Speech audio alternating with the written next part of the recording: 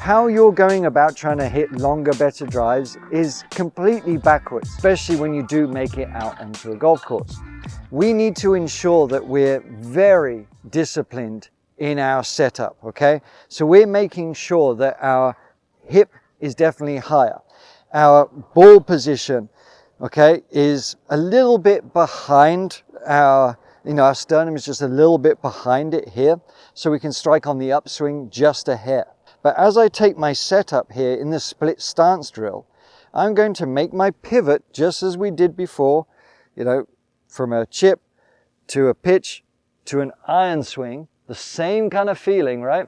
So I'm pivoting down and in, and then I'm going to reverse the movement, keeping that left hip higher and accelerating through, not trying to get too open.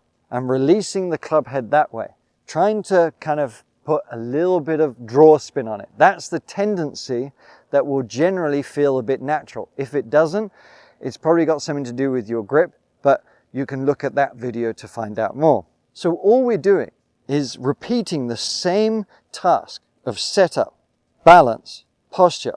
And we're going to do a couple of practice swings to ensure that we are staying balanced, that I'm able to strike the driver from the same placement.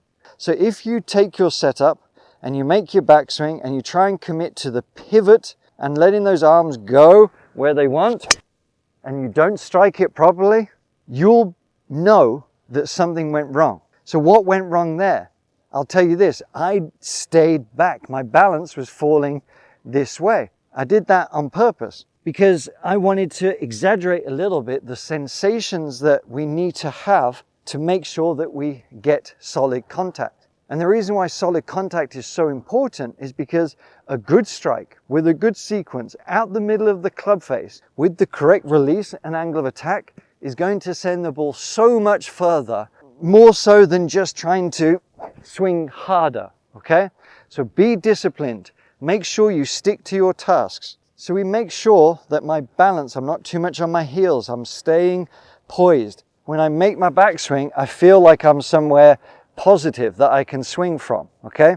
So the idea is that I can get into a placement that feels good, but only when I feel confident with that can I swing through and execute. And until I can repeat that action again and again and again, hitting it confidently, I am not even going to try and do the full stance and make a full swing. But you can do that only once you feel very confident that you're swinging correctly during the split stance drill. Give that a try and you will be hitting longer drives. Work on those basics.